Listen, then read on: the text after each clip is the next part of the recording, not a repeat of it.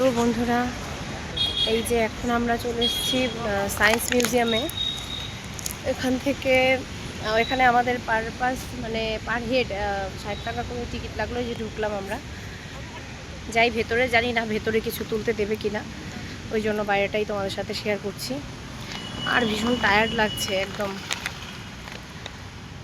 শরীরটা খুব টায়ার্ড লাগছে। তো এই যে আমরা ঢুকছি, দেখো বাইরের জায়গাটুকু শেয়ার করি। ভেতরে তো মোবাইল অ্যালাউ না থাকলে আর পারবো না।